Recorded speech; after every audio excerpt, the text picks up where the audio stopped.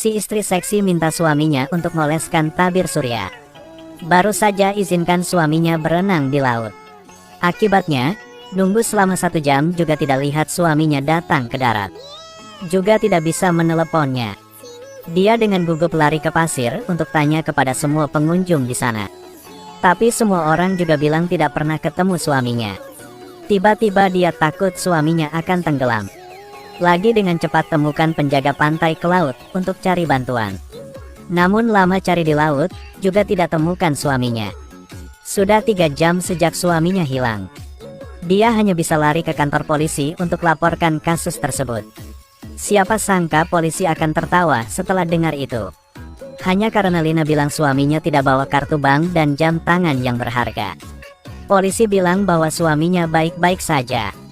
Hanya saja catat sedikit lalu suruh dia kembali dan nunggu pengumuman. Hasilnya, penantian 1 kali ini lagi sebulan penuh. Setiap hari, Lina selalu pergi ke tempat suaminya hilang dan duduk tercengang. Suaminya tidak muncul lagi. Tapi malam itu, dia di hotel dan terima telepon. Lina sangat bersemangat sehingga kira suaminya menelepon.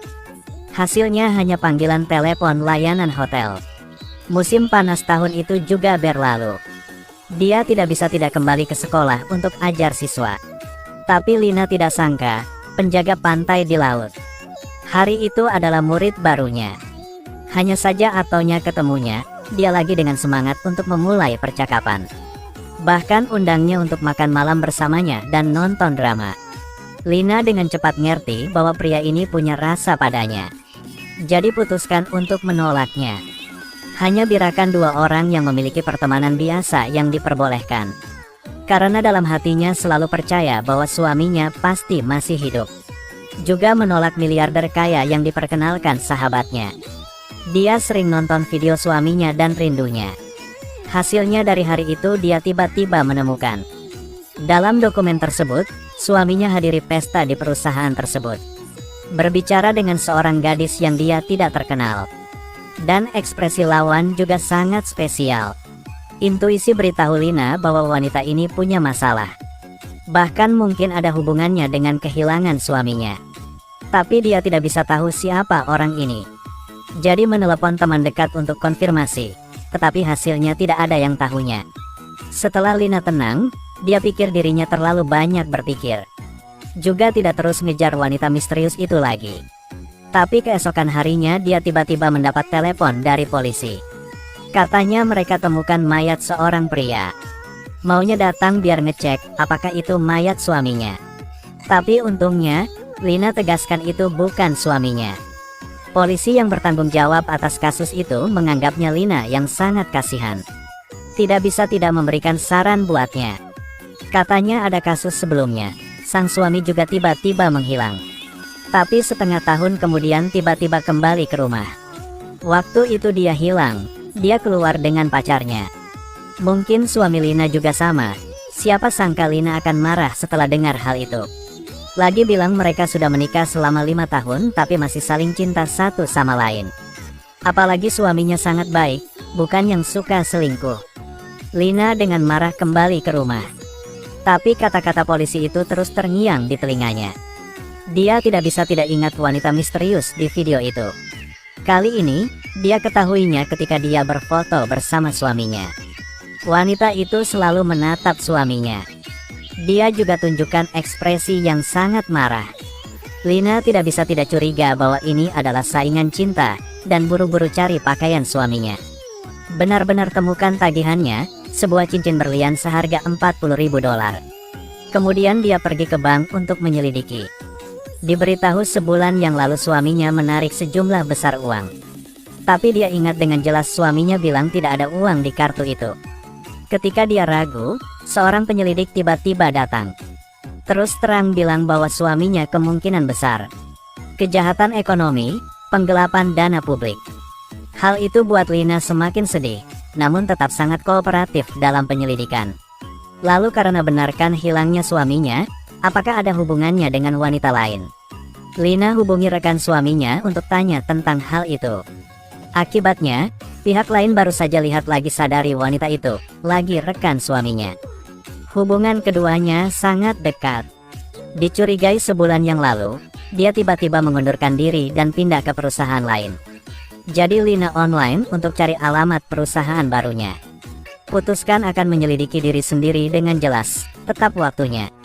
Anthony berinisiatif datang ke rumah untuk akui cinta padanya. Sudah tahu dengan jelas, dia ditolak. Siapa sangka dia tidak marah, lagi bilang bahwa Lina selalu cari suaminya yang hilang. Jadi menyarankan dia akan menyelidiki dengannya. Lina berpikir sejenak dan akhirnya biarkan Anthony bantunya. Keesokan harinya mereka sergap di dekat perusahaan itu. Tunggu wanita itu pulang setelah bekerja, ikuti rutenya. Tetapi ternyata dia hanya pergi ke toko obat dan pusat perbelanjaan. Pada saat dia sampai di rumah, sudah tengah malam. Sadari tidak ada petunjuk apapun, Anthony yakinkan Lina untuk kembali dulu. Dia tinggal sendirian sampai pagi. Bunyikan bel pintu rumah wanita itu dan bilang mobilnya mogok. Ingin pergi ke kamar mandi sebentar, pikir wanita itu menolak. Tanpa diduga, dia menemukannya Anthony yang tampan, jadi biarkannya masuk. Anthony periksa setiap sudut dan celah. Tapi tidak ada jejak seorang pria. Tiba-tiba masuk ke kamar mandi, temukan lemari kayu yang aneh. Rasa penasaran dorongnya untuk bukanya. Hal yang muncul di depan matanya kejutkannya. Sang istri paksa suaminya untuk mengoleskan tabir surya padanya. Lalu biarkan suaminya berenang di laut. Tiba-tiba, dalam sekejap mata, dia menemukan bahwa suaminya hilang. Kemudian dia cari di seluruh pantai ini. Tapi tetap tidak ada mayat mengambang yang ditemukan. Dia yakin bahwa suaminya pasti masih hidup. Tapi tidak perlu bantu pencarian dari polisi. Pasti ingin cari tahu keberadaan suaminya. Hasilnya dengan cepat temukan hal yang aneh. Sebelum suaminya hilang, dia hadiri sebuah pesta. Seorang gadis misterius menatapnya, bahkan tunjukkan ekspresi jijik. Penuh permusuhan. Intuisi beritahunya bahwa wanita ini terkait dengan hilangnya suaminya. Untuk jelaskan semua hal, Lina berniat menyelidiki identitasnya. Tapi Anthony yang jatuh cinta sama Lina dan bilang dia akan bantunya. Anthony sengaja ikutinya ke rumah. Buat alasan untuk bilang bahwa mobilnya bermasalah. Sukses masuk ke rumahnya untuk menyelidiki. Tapi setelah penyelidikan seluruh rumah, tidak deteksi jejak laki-laki yang tinggal di sini. Anehnya, wanita itu lemparkan pakaian yang telah dipakai ke dalam peti kayu. Sadari tidak bisa temukan apa lagi. Anthony saja harus pergi dulu, lalu cari Lina untuk bicara. Dia putuskan untuk jelajah ke rumah gadis itu lagi. Kali ini, gunakan alasan untuk berterima kasih padanya karena telah bantunya, undang dia ke barbecue. Berkat kalimat-kalimatnya yang manis, wanita itu memenangkan kepercayaannya. Tidak hanya ajaknya untuk makan, tapi juga bermain tembak dengannya. Tapi bagaimanapun Anthony juga tidak bisa berharap. Di ruang bawah tanah di kakinya, ada seorang wanita yang terlihat persis seperti wanita misterius itu. Bantu kakaknya lacak seorang pria setiap hari. Pria itu sudah lama dikurung di sini. Sangat kotor sehingga tidak bisa sadari tampilan lama lagi. Jadi dia yang suami telah hilang Lina atau gimana? Saat ini, Anthony tiba-tiba melihat sebuah trofi yang menarik perhatian. Penasaran, dia ambilnya dan lihatnya. Siapa sangka wanita itu seperti jadi gila sambil berteriak. Anthony kira dirinya menggadaikan barangnya sendiri, jadi segera minta maaf. Tapi itu buatnya curiga. Dia langsung kasih tahu Lina tentang trofi itu. Saat Lina dengar nama trofi dan pemenangnya, dia kaget. Dia dengan cepat keluarkan kotak yang dia temukan. Di dalamnya ada sebuah artikel yang ditulis tentang seorang atlet. 20 tahun yang lalu alami kecelakaan mobil dan meninggal dunia. Hanya tinggal sepasang putri kembar yang hidupnya sendiri. Nama atlet itu sama dengan nama peraih trofi. Dua orang tidak bisa tidak berspekulasi. Mungkin wanita misterius itu putri sang atlet. Demi verifikasi, dua orang menyamar. Pada saat wanita lain tidak ada di rumah, lagi ingin masuk. Tetapi ketika hampir berhasil, dia menemukan bahwa gadis lain telah kembali. Keduanya takut untuk menyeberangi pagar dan pergi, hampir ditemukan. Lina dan Anthony berdiskusi, lebih baik harus buat rencana. Biarkan Anthony ajak gadis misterius itu keluar di malam hari. Lina akan masuk ke rumah itu sendirian untuk menyelidiki. Anthony yang tidak rela harus kirim pesan ajak keluar kepada wanita itu. Tidak disangka, gadis itu langsung setuju. Juga mengirim foto yang seksi. Maka malam itu Anthony berhasil bawa wanita lain itu ke bar. Lina pun berhasil masuk rumah tersebut. Tidak harap lagi ketemu adik perempuannya. Adik perempuan itu tidak panik saat ketemu Lina. Jelaskan bahwa dia si adik, bukan kakak. Ketika mengetahui bahwa Lina datang untuk cari suaminya yang hilang, sang adik undangnya untuk duduk.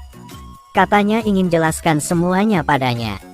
Ternyata kakak dan adik ini sebenarnya adalah saudara kembar dari atlet yang meninggal dalam kecelakaan mobil. Ketika mereka masih muda, mereka keluar bersama orang tua mereka. Di tengah jalan, tiba-tiba seorang anak laki-laki jatuhkan layang-layang ke dalam mobil. Karena terhalang dari pandangan, kendaraan kehilangan kendali. Orang tuanya di kursi depan lagi mati, hanya menyisakan dia yang cacat dan kakak perempuannya. Kakak perempuannya selalu berpikir bahwa bocah itu yang bunuh orang tuanya. Jadi selalu pikirkan segala macam untuk balas dendam. Bocah itu saat tumbuh menjadi suami Lina. Saat ini terkunci di ruang bawah tanah, sekarang kebenarannya sudah jelas. Tapi yang mengejutkan Lina, si adik itu lagi bawanya untuk coba buka ruang bawah tanah. Sayangnya tidak bisa dibuka, Lina tidak tahu si adik itu hanya mengulur waktu. Karena kalau saja coba buka kunci pintu ruang bawah tanah, ponsel kakak akan menerima peringatan. Dia lihat pesan itu dan langsung tahu itu tidak biasa. Pada saat Anthony tidak perhatikan, dia nyetir pulang. Lina benar-benar tidak sadar dan coba buka pintu. Alhasil, setengah jam kemudian, sang kakak kembali ke rumah sambil pukuli Lina hingga pingsan.